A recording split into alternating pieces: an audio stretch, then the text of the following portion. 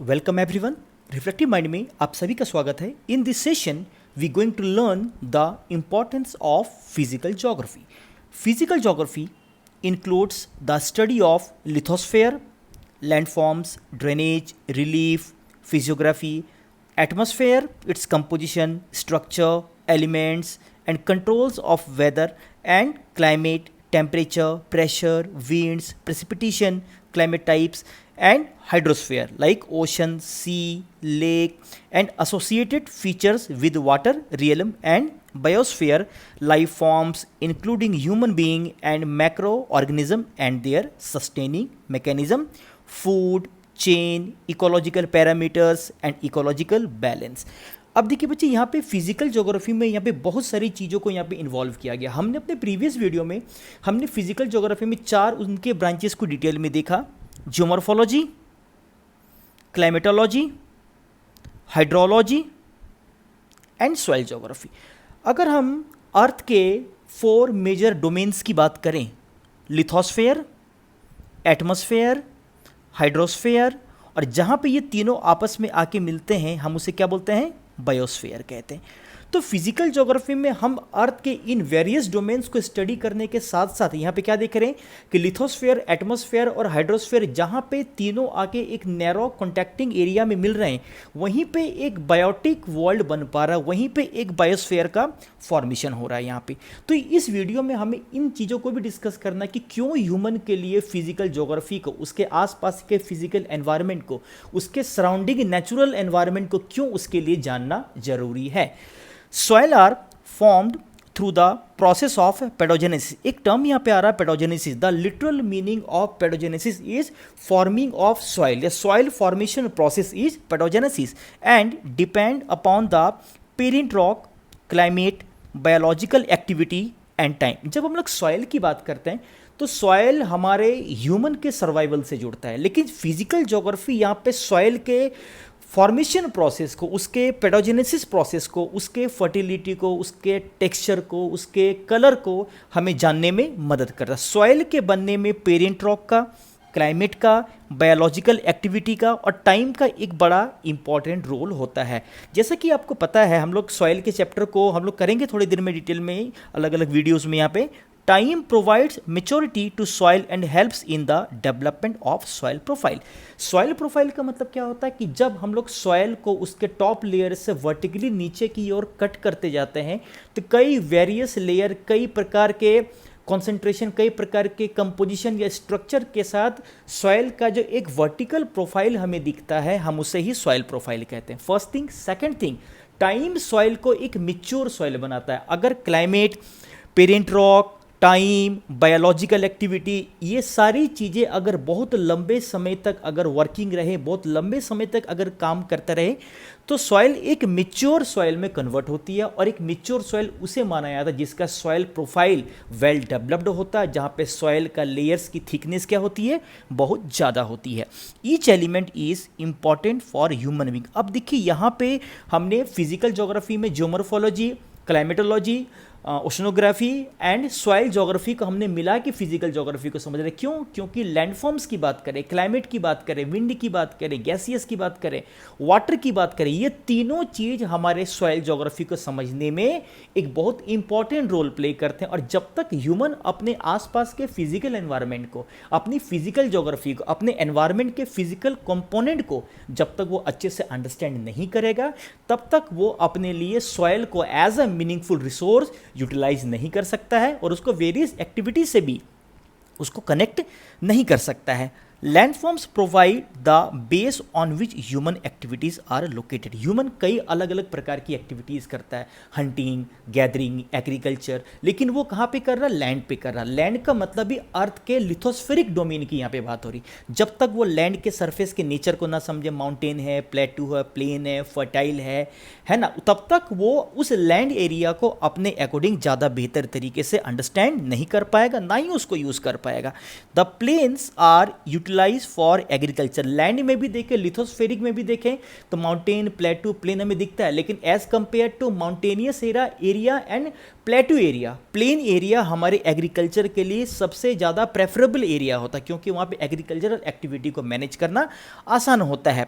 तो जैसे कि प्लेन एरिया में एग्रीकल्चर होता है, उसी प्रकार से प्लेटू वाला एरिया हमें एक मिनरल रिसोर्स प्रोवाइड कराता है, हमें फॉरेस्ट रिसोर्स देता है। Mountain provides pastures, forest, tourist spots and are sources of rivers providing water to lowland. अब देखिए, अलग अलग लैंडफॉर्म्स की अपनी अलग वैल्यू है। माउंटेन की बात करें, वो टूरिज्म डेस्टिनेशन के लिए हमारे लिए एक बड़ा इंपॉर्टेंट एक्टिविटी सोर्स की तरह यूज हो सकता है। प्लेटू की बात करें, वो फॉरेस्ट रिसोर्स की बात करें, मिनरल रिसोर्सेज की बात करें, अगर माउंटेन से ही मोस्ट ऑफ द रिवर्स का ओरिजिन होता है, तो वहां से भी, और उन रिवर्स को भी अगर आप देखें तो रिवर्स प्लेन एरिया के एग्रीकल्चरल एक्टिविटी के लिए और प्लेटू एरिया में भी ह्यूमन को सस्टेन करने के लिए एक बहुत इंपॉर्टेंट, आप कह सकते हो, लिविंग रिसोर्स की तरह यूज होने वाला एक बायोटिक कंपोनेंट हो सकता है।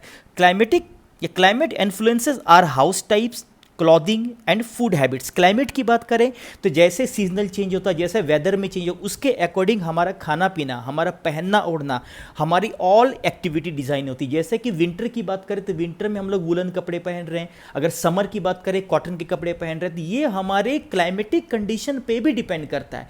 जहाँ पे बारिश बहुत ज़्यादा होती है वहाँ पे स्लोपी या वहाँ पे स्लैंटिंग रूफ होते हैं, जहाँ पे बारिश कम होती है वहाँ पे फ्लैट रूफ देखा जाता है, जहाँ पे गर्मी बहुत ज़्यादा पड़ती है वहाँ पे घर के जो वॉल्स होते हैं, दीवारें होती है, वो मोटी होती है।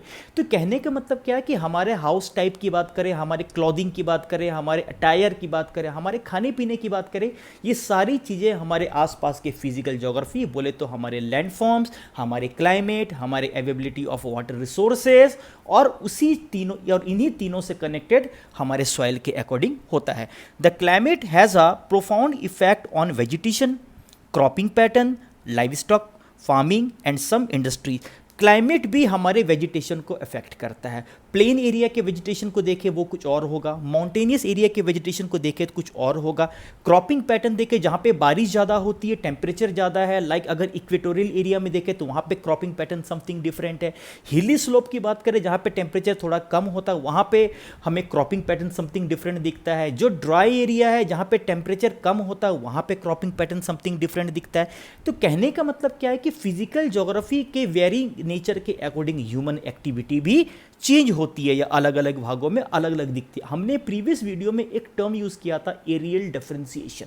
तो एरियल डिफरेंशिएशन का मतलब क्या होता है कि हर एरिया हर मामले में एक दूसरे से यूनिक है, चाहे वो फिजिकल फीचर हो चाहे वो ह्यूमन फीचर हो। फिजिकल फीचर में भी लैंडफॉर्म्स की बात करें, क्लाइमेट की बात करें, जैसे अगर मैं बोलूं कि एक ही प्रकार के लैंडफॉर्म्स में क्लाइमेट में कई बार डिफरेंसेस देखा जाता है। अगर ग्रेट प्लेन्स को देखें तो वेस्ट बंगाल भी एक ग्रेट प्लेन का भाग है, और अगर वेस्टर्न यूपी को देखें वो भी एक ग्रेट प्लेन का भाग है, लेकिन दोनों के क्लाइमेट में डिफरेंस देखा जाता है। यहाँ पे human beings have developed technologies which modify climatic elements in a restricted space such as air conditioners and coolers. हमने अपने प्रीवियस वीडियो में ह्यूमन एनवायरमेंट इंटरेक्शन की बात करी, जिसमें 3 मेजर व्यू पे हमने डिस्कस किया था, determinism, possibilism and neo determinism. और ह्यूमन एनवायरमेंट इंटरेक्शन में सबसे इंपॉर्टेंट रोल हमारी टेक्नोलॉजी प्ले करता है। प्रीमिटिव सोसाइटीज को देखें तो वो नेचर के अकॉर्डिंग अपने आप को एडजस्ट करने के लिए मजबूर था, लेकिन आज का ह्यूमन अपने आप को टेक्नोलॉजिकली इतना एम्पावर्ड बना चुका है कि वो अपनी टेक्नोलॉजी का यूज करके, लाइक एयर कंडीशनर का यूज करके, फ्रीजिंग इफेक्ट का यूज करके, कूलर का यूज करके, वो अपने आसपास के एनवायरनमेंट के अकॉर्डिंग अपने आप को बेटरली क्या करता है, एडजस्ट करता है। Temperature and precipitation ensure the density of forest and quality of grassland. Temperature और प्रेसिपिटेशन के अकॉर्डिंग ही वेजिटेशन का टाइप डिसाइड होता है। अगर दार्जिलिंग में देखें तो वहाँ पे टेम्परेचर कम है, प्रेसिपिटेशन वहाँ पे स्नो के फॉर्म में, तो वहाँ पे हमें कॉनिफर ट्री ज़्यादा दिखेंगे। अगर जलपाईगुड़ी की बात करें, यहाँ पे टेम्परेचर थोड़ा सा ज़्यादा है, प्रेसिपिटेशन वाटर ड्रॉपलेट्स या रेन के फॉर्म में, तो यहाँ पे हमें फॉरेस्ट का टाइप, उसकी डेंसिटी, उसके टाइप्स में हमें डिफरेंस दिखता है। और उसी के अकॉर्डिंग ग्रासलैंड में भी डिफरेंसेस दिखाया था। आप हाई माउंटेनियस एरिया में देखिए तो वहाँ पे आपको अल्पाइन ग्रास ज़्यादा दिखेगा। अगर हम अपने आसपास में देखें तो यहाँ पे हमें वैसे ग्रास दिखते हैं जो हाई टेम्परेचर में अच्छे तरीके से ग्रो करते हैं। In India monsoonal rainfall sets the agriculture rhythm in motion. कहा जाता है कि इंडियन एग्रीकल्चर की पूरी डिपेंडेंसी जून से सितंबर के बीच में होने वाले समर मानसून पे होती है, साउथ वेस्ट मानसून पे होती है। जैसे हम लोग खरीफ की बात करते हैं, पैडी है, जूट है, शुगर केन है, ये कुछ ऐसे फसल है जिसकी पूरी डिपेंडेंसी अगर इंडियन एग्रीकल्चर के कॉन्टेक्स्ट में देखें वो हमारे इंडियन मानसून पे दिखता है। तो ये हमारे पूरे के पूरे ह्यूमन लाइफ से आप देख सकते हो, यहाँ पूरी फिजिकल ज्योग्राफी क्या है, कनेक्टेड है। Precipitation recharges the groundwater aquifers which later provides water for agriculture। अब देखिए यहाँ पे हाइड्रोस्फीयर में, क्लाइमेटोलॉजी में हम लोग विंड की बात करते हैं, एयर की बात करते हैं, रेनफॉल की बात करते हैं, स्नोफॉल की बात करते हैं। उसके कारण अब देखिए यहाँ पे क्लाइमेट के कारण, यहाँ पे क्लाइमेटिक कंडीशंस में या क्लाइमेटोलॉजी में हम लोग रेनफॉल के बारे में पढ़ते हैं, लेकिन उसके कारण जितने भी सरफेस वाटर में जितने भी आप बोल सकते हैं लेक्स, रिवर, वाटर बॉडीज है, और वो वाटर बॉडीज धीरे धीरे करके अंडरग्राउंड वाटर में क्या करते हैं, इनफिल्टर करते हैं, अंडरग्राउंड वाटर में जाते हैं, और फिर उसके कारण हमारा पूरा का पूरा एक्विफर या अंडरग्राउंड वाटर का स्टोर तैयार होता है, एक स्टोरेज तैयार होता है जो हमारे लिए एक ड्रिंकिंग वाटर का बहुत बड़ा सोर्स है। तो आप यहां पे क्या देख पा रहे हैं कि physical geography, climatology, then oceanography और हाइड्रोलॉजी और सॉइल ज्योग्राफी, ये ज्योग्राफी के अलग अलग ब्रांचेस हैं, लेकिन आपस में ये सारे कोरिलेटेड है, ये सारे कनेक्टेड हैं। जैसे माउंटेन को देखें, माउंटेन एक अगर देखें, माउंटेन में अगर देखें जियोमॉर्फोलॉजी के पॉइंट ऑफ व्यू से माउंटेन को देखें, वहाँ पे क्लाइमेटिक कंडीशन कुछ और होगा, वहाँ पे वाटर की अवेलेबिलिटी कुछ और होगी, और उसी के अकॉर्डिंग वहाँ पे सॉइल कुछ और होगा, वेजिटेशन का टाइप कुछ और होगा। ह्यूमन एक्टिविटी इन्हीं सब कंडीशन के अकॉर्डिंग ही वहाँ पे क्या होती है, एडजस्टेड होती है या अडेप्टेड होती है। यहाँ पे domestic use, we study oceans which are store house of resources besides fish and other sea food. Oceans are rich in mineral resources. जितने भी ओशन वाटर या ओशन के अलोंग जितने भी स्टेट्स जैसे केरला, कर्नाटका, तमिलनाडु, अब देखिए वहाँ पे फिशिंग एक इम्पॉर्टेंट एक्टिविटी की तरह वहाँ पे डे टू डे लाइफ का पार्ट है, और इसके साथ ही वहाँ पे डे टू डे लाइफ में फिशिंग या फिश की बात करें वो हमारे वहाँ के क्यूजीन, वहाँ के खाने पीने का भी एक इम्पॉर्टेंट कंपोनेंट है। तो कहने का मतलब क्या है कि जैसा एनवायरनमेंट, जैसा फिजिकल एनवायरनमेंट है, उसी के अकॉर्डिंग ह्यूमन एक्टिविटी उस पर्टिकुलर फिजिकल एनवायरनमेंट में क्या है वहाँ पे देखी जाती है, और उसी ह्यूमन एक्टिविटी के अकॉर्डिंग ही वहाँ पे ह्यूमन का पूरा इंटरफेस, ह्यूमन का पूरा वहाँ पे आप देख सकते हैं स्फेयर या सराउंडिंग वहाँ पे डेवलप हुआ है। India has developed the technology for collecting manganese nodules from oceanic bed. India, हम लोग ओशन बेड से सिर्फ हम लोग ओशन को हम लोग सिर्फ ट्रांसपोर्टेशन कम्युनिकेशन पर्पस से ही नहीं, उसे सिर्फ फिशिंग पर्पस से नहीं, उसे हम लोग कई प्रकार के मिनरल्स रिसोर्सेज को एक्सट्रैक्टिंग भी उस ओशन बेड से करते हैं, and one of them is manganese nodules.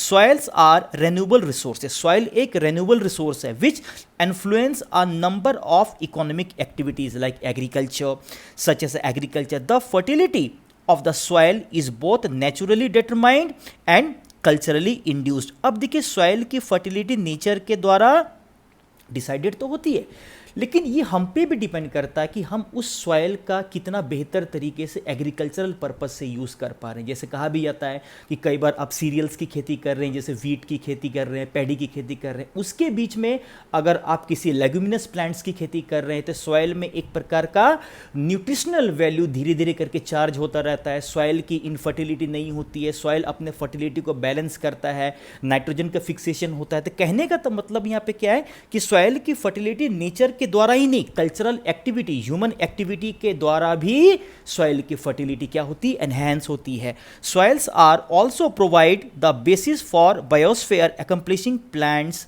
Animals and micro organism. अभी जब हम लोग बायोटिक और एबायोटिक चीज़ों की बात करते हैं तो बायोटिक और एबायोटिक के बीच का जो क्लोज इंटरेक्शन होता है हम उसे ही इकोसिस्टम कहते हैं।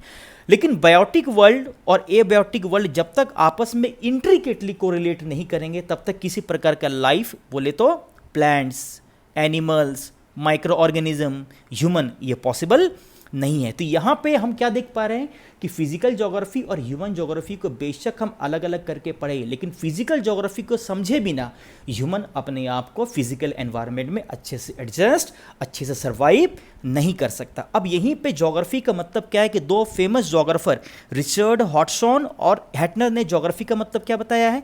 Geography is concerned with the description and explanation. Geography describe करता है और उसका एक्सप्लेनेशन देता है किस चीज के बारे में? Areal differentiation of the earth surface. पृथ्वी का हर एरिया, हर एक ज्योग्राफिकल एरिया अपने आप में यूनिक है। हर एक एरिया की अपनी अलग फिजिकल ज्योग्राफी, ज्योमोर्फोलॉजी, उसकी अपनी अलग यूनिक क्लाइमेट, उसका अपना अलग वाटर नेचर, उसकी अपनी अलग सॉयल, और उसी के अकॉर्डिंग वेजिटेशन की बात करें, उसी के अकॉर्डिंग ह्यूमन एक्टिविटीज़ की बात करें, तो हर एरिया अपने आप में बिल्कुल डिफरेंट है। और इस पॉइंट ऑफ व्यू से ज्योग्राफी में हमें यूनिटी इन डाइवर्सिटी की भी बात दिखती, और यूनिटी इन डाइवर्सिटी सिर्फ फिजिकल ज्योग्राफी के लिए नहीं, वो ह्यूमन ज्योग्राफी के लिए भी दिखती है। क्योंकि फिजिकल ज्योग्राफी किसी जगह का फिजिकल एनवायरनमेंट अगर दूसरे जगह के फिजिकल एनवायरनमेंट से अलग है, तो इसका मतलब ये भी होता है कि उस जगह की ह्यूमन एक्टिविटी दूसरे अदर एरियाज की ह्यूमन एक्टिविटी से भी क्या होगी? डिफरेंट होगी। क्योंकि वहाँ पे फिजिकल कंपोनेंट्स, वहाँ पे फिजिकल फैक्टर्स अगर अलग अलग है, तो उसी के अकॉर्डिंग ह्यूमन को वहाँ पे अडेप्ट करना पड़ता है। ये रिचर्ड हॉटसन कहते हैं। On the other hand Hettner क्या कहते हैं कि geography studies the differences of phenomena usually related in different parts of the earth surface. Hettner कहते हैं कि अलग अर्थ सरफेस के अलग अलग भाग में क्यों डिफरेंसेस देखा जाता है। अगर मैं बोलूं कि दार्जिलिंग में हमें वहाँ पे कॉनिफर दिखता है, जलपाईगुड़ी सिलीगुड़ी के एरिया में हमें जनरली मॉनसून फॉरेस्ट दिखता है, साउथ इंडिया में हमें क्रॉपिंग पैटर्न कुछ और दिखता है, नॉर्थ इंडिया में हमें क्रॉपिंग पैटर्न कुछ और दिखता है, नॉर्थ ईस्टर्न स्टेट्स में amount of rainfall too much high, western states में राजस्थान, पंजाब, हरियाणा जैसे राज्यों में amount of rainfall too much scanty. कहने का मतलब क्या है कि नॉर्थ ईस्टर्न स्टेट्स में अटायर समथिंग डिफरेंट है, हाउसिंग के टाइप्स बिल्कुल डिफरेंट है, क्लॉथिंग बिल्कुल डिफरेंट है, साउथ इंडिया में बिल्कुल डिफरेंट दिखता है। क्यों? अर्थ के सरफेस में जितने भी प्रकार के वेरिएशन है, उन सभी वेरिएशन को क्रिएट करने में हमारे फिजिकल एनवायरनमेंट, बोले तो हमारे लैंडफॉर्म्स, हमारे एयर, हमारे विंड, हमारे वाटर बॉडीज, हमारे सॉयल, और उसी के अकॉर्डिंग वेजिटेशन, उसी के अकॉर्डिंग ह्यूमन एक्टिविटीज में वेरिएशन दिखाया था। अब आप इन दोनों डेफिनेशन में एक कनेक्शन देख सकते हैं। डिफरेंसेस है तो हर एक एरिया अपने मामले में या दूसरे एरिया से यूनिक है, और यही ज्योग्राफी को एक एरियल डिफरेंशिएशन का नेचर भी देता है। यहाँ पे the study of physical geography is emerging as a discipline of evaluating and managing natural resources। Physical geography एक ऐसे डिसिप्लिन के फॉर्म में भी उभरा जिसके द्वारा हम अपने आसपास के नेचुरल रिसोर्सेज को देख सकते हैं और उसको मैनेज कर सकते हैं अपने ह्यूमन एक्टिविटी के according. In order to achieve this objective it is essential to understand the intricate relationship between physical environment and human beings। तो फिजिकल ज्योग्राफी को पढ़ने का एक बहुत बड़ा ऑब्जेक्टिव यहाँ पे ये भी है कि फिजिकल एनवायरनमेंट और ह्यूमन बींग्स कैसे आपस में कोरिलेटेड, कैसे आपस में जुड़े हुए हैं, उसे भी समझना है। Physical environment provides resources and human beings utilize these resources and ensure their economic and cultural development। Accelerated pace of resource utilization with the help of modern technology has created ecological imbalance। Human और nature के बीच के relationship को हमारी geography समझने में बहुत help करती है। नेचर हमारे ह्यूमन को बहुत सारी गिफ्ट प्रोवाइड कराता है रिसोर्सेज के फॉर्म में। ह्यूमन टेक्नोलॉजी का यूज़ करके उन रिसोर्सेज को अपने लिए यूटिलाइजेबल बनाता है, लेकिन ह्यूमन ने टेक्नोलॉजी का यूज़ करके रिसोर्सेज को कुछ यूँ यूज़ किया कि बहुत सारे एनवायरमेंटल प्रॉब्लम्स, बहुत सारे ecological imbalances like forest fire, आपने नाम सुना होगा, Amazon forest fire, Australian Bush fire, अभी यूएसए की कैलिफोर्निया स्टेट में बहुत बड़े पैमाने पर जंगल की आग लगी हुई है। ग्लोबल वार्मिंग, अगर हम लोग बोलें ओजोन डिप्लीशन, तो ये कुछ ऐसे एनवायरमेंटल इकोलॉजिकल इम्बैलेंसेस है, प्रॉब्लम्स हैं जो ह्यूमन के अननेसेसरी एक्सेसिव टेक्नोलॉजी का यूज़ करके उसने नेचर को बहुत ज़्यादा क्या किया है, बहुत ज़्यादा नेगेटिव तरीके से यूज़ किया। तो यहाँ पे ह्यूमन को अपनी एक्टिविटीज़ को थोड़ा सा जुडिशली थोड़ा सा न्यायसंगत तरीके से देखना है और उसे नेचर के अकॉर्डिंग या नेचर के साथ बैलेंस बनाते हुए अपनी ह्यूमन एक्टिविटी को क्या करना है, मैनेज करना। क्योंकि ह्यूमन का रहना जितना जरूरी है, नेचर का भी बैलेंस तरीके से सर्वाइव करना ह्यूमन के साथ उतना ही जरूरी है।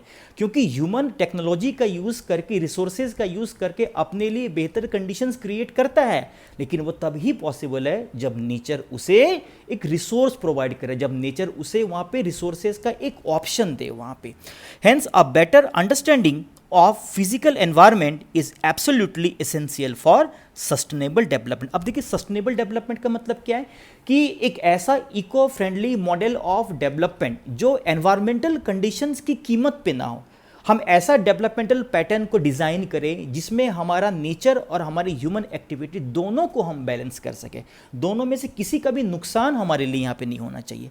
अगले स्लाइड में हम फिजिकल ज्योग्राफी के इंपॉर्टेंस को यहाँ पे सम अप कर रहे हैं। इंपॉर्टेंस ऑफ फिजिकल ज्योग्राफी यहाँ पे कुछ स्लाइड्स के द्वारा क्या क्या इंपॉर्टेंस है। Landforms provide the base on which human activities are located.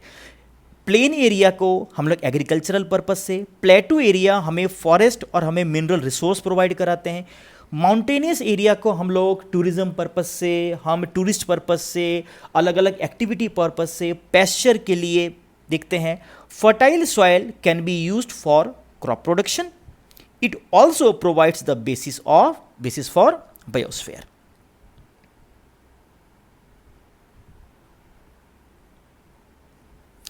Next slide में देखें, climate influences are house types, clothing and food habits. Its influence can also be seen on vegetation, cropping pattern, livestock, farming and industries.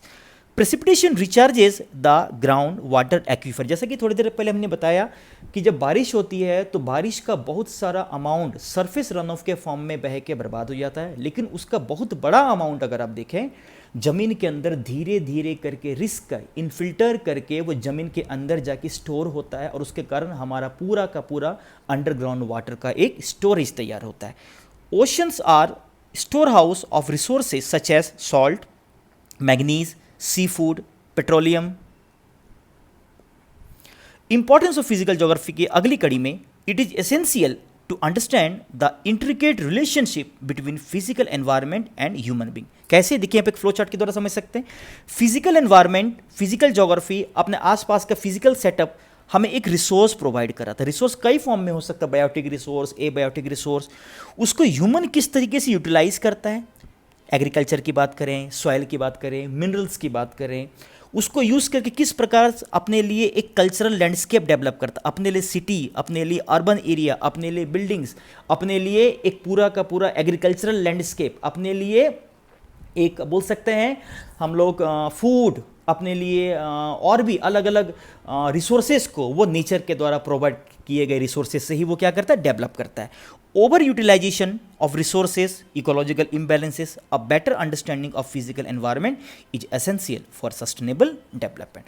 तो इस video में हमने physical geography के importance को सामने रखा, फिजिकल ज्योग्राफी को पढ़ना क्यों जरूरी है, और ये बहुत इंपॉर्टेंट क्वेश्चन की तरह भी कई बार आता है कि क्यों हमें, चूंकि 11 में हमें फिजिकल ज्योग्राफी पे अपने स्टडी को कॉन्सेंट्रेट करना होता है। उसमें 2 बुक है, आपको पता है, fundamentals of physical geography and India physical environment. तो यहाँ पे कई बार ये सवाल आता है कि क्यों हम फिजिकल ज्योग्राफी पढ़ें, फिजिकल ज्योग्राफी को पढ़ने का क्या इंपॉर्टेंस है, और फिजिकल ज्योग्राफी को पढ़ने के बाद हमारे अंदर किस प्रकार की कैपेसिटी डेवलप हो पाएगी। आई होप इस वीडियो के द्वारा फिजिकल ज्योग्राफी के इंपॉर्टेंस और उसके कंट्रीब्यूशन के बारे में आपकी एक ओवरऑल अंडरस्टैंडिंग बनी होगी। फिर भी किसी प्रकार के डाउट अगर आते हैं तो आप उसे कमेंट बॉक्स में रखें, हम सभी डाउट्स के आंसर करने की पूरी कोशिश करेंगे।